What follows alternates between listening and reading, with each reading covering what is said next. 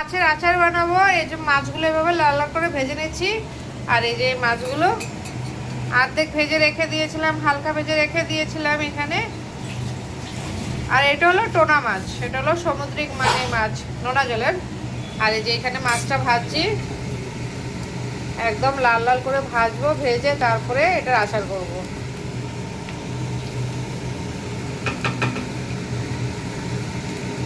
আজকে এই আচারের রেসিপিটা পুরো তোমাদের সাথে শেয়ার করব। এই যে মাছের আচারটার জন্য মাছগুলো এই যে দেখো সব মাছগুলো ভেজে নিয়েছে এভাবে লাল লাল করে, একদম একদম এরকম মাছগুলো কড়া করে ভাজতে হবে। কড়া করে না ভাজলে মাছটা খারাপ হওয়ার চান্স থাকে, এর জন্য কড়া করে ভেজে নিলে মাছটা কখনোই খারাপ হবে না। আর এই যে এখানে তেল গরম করছি, আরো তেল দিয়ে দেবো এতে।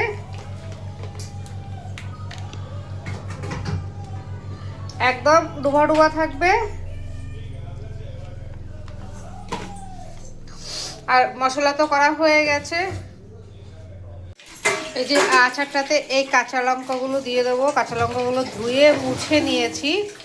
হ্যাঁ, এই কাঁচা লঙ্কাগুলো তাহলে একদম ভাজা ভাজা হয়ে যাবে। আর এগুলো আচারের সাথে থাকলে তখন একটা দুটো মেখে খাওয়া যায় আর কি। আর এই যে এখানে দেখো মশলাটা করে নিয়েছি, একদম পাউডার করে নিয়েছি। এই মশলাটাই আচারে দেবো। আর এখানে একটু লঙ্কা পাউডার দেবো, একটু ঝাল ঝাল হওয়ার জন্য, কালারটা হওয়ার জন্য। সরে যাবো।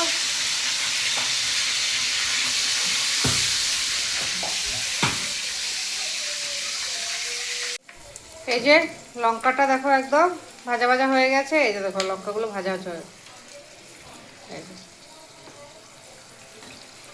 এবার এই লঙ্কাগুলো মানে আচারের সাথে তখন যখন থাকবে তখন মেখে মেখে খেলে একটুখানি ঝাল টাল লাগবে, ভালো লাগবে আর কি খেতে, যার জন্য এটা দেওয়া।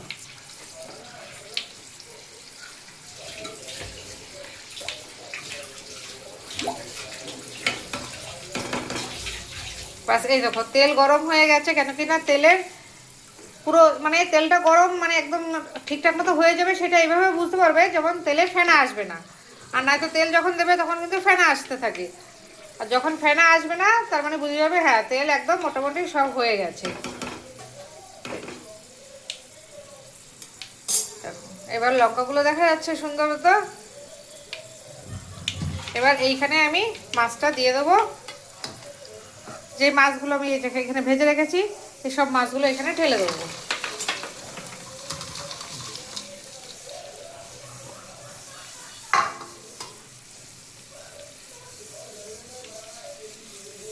এই মাছটা তেলে দিয়ে দেওয়ার পরে এইখানে আরেকটা জিনিস দেবো।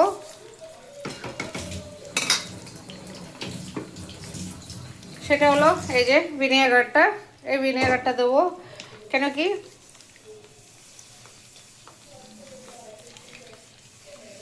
এই ভিনেগারের মানে টকটাও হয়ে যাবে আচারটা, আর আচারটা নষ্ট হবে না। আর এখানে অনেকটাই পরিমাণ দেবো ভিনেগার।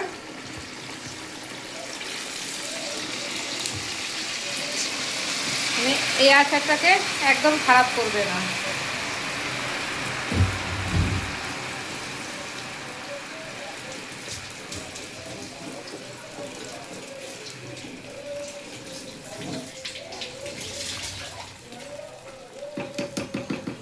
এবার এখানে আরেকটা জিনিস দেবো, সেটা হলো এই যে এই লঙ্কা পাউডারটা দেবো।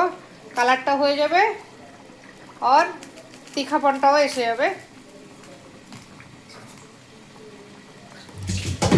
পুরো আচারটা তিখা হয়ে যাবে মানে ঝাল ঝাল হয়ে যাবে, আর কালারটাও খুব সুন্দর এসে যাবে।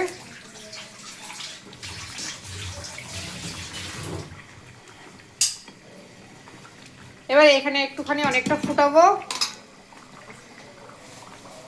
এই আর একটু ভিনেগার দেবো, কেন কি এই ভিনেগারটাতেই টকটা হবে আচারটাতে।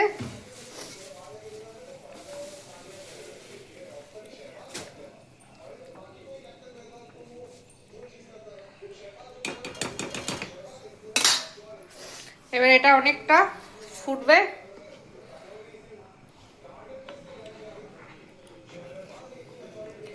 ফুটার পরে তারপরে আমি ওই মশলাটা অ্যাড করব।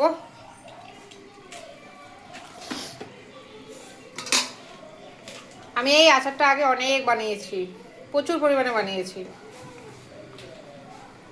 আর এখন এটাও আজকে প্রায় অনেক বছর পরে আবার সেই বানাচ্ছি, প্রায় 3 বছর পরে, 3-4 বছর পরেই বানাচ্ছি এবার এই আচারটা। আর এই আচারটা অনেক দিন থাকে, তুমি ফ্রিজে যদি রাখো তাহলে তো আরও অনেক দিন থাকবে, এমনিও উপরে অনেকটা দিন থেকে যায়, একটুও খারাপ হবে না। কেন কি এই যে মাছটা আছে না, মাছটা পুরো ভেজে মাছের ভিতরে যে জলটা থাকে না, জলটা পুরো মানে ভাজাতে টানিয়ে দিয়েছি।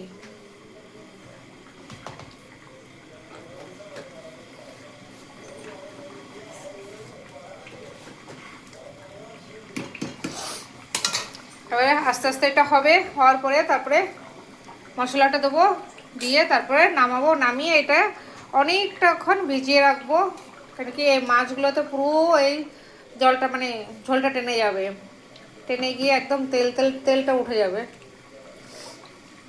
আর তখনই হয়ে যাবে মাছটা একদম টকটক হয়ে যাবে।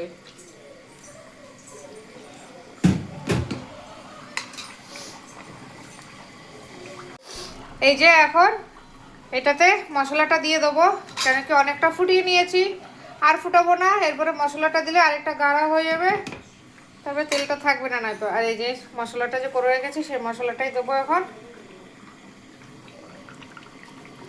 আর মশলাটা দিয়ে জাল দেবো না, কেন কি মশলাটা ভাজা মশলা।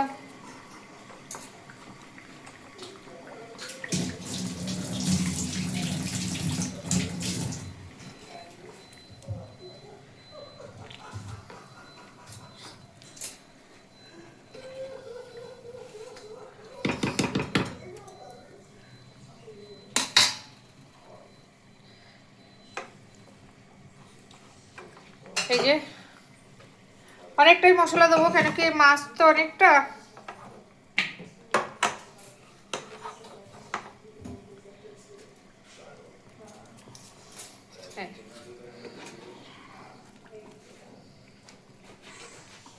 এবার এটাকে ঠান্ডা হতে কমসে কম 2 দিন বাইরে রাখবো, পুরো ঠান্ডা হয়ে ঝোলটা মানে এই এটা তেলটা ঝোলটা পুরোটা টেনে যাবে মাছে।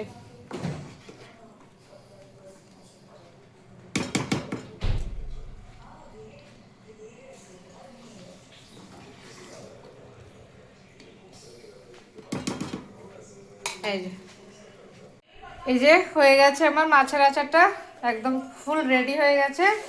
আর এই আচারটা এখন মানে 2 দিন ধরে এরকম থেকে যাবে, 2 দিন পরে আবার দেখাবো, তখন দেখবে একদম পুরো মানে ঝোলটা মানে তেলটা পুরো টেনে গেছে, পুরো মাছটা এই মানে তেলের ভিতরে 2 দিন এভাবে থাকবে। পুরো ঠান্ডা করব 2 দিনে, তারপরে এটাকে ডাব্বাতে ঢালবো। আর 2 দিনে পুরো এই তেলটা মানে টেনে যাবে। এই দেখো কিরকম এসছে কালারটা।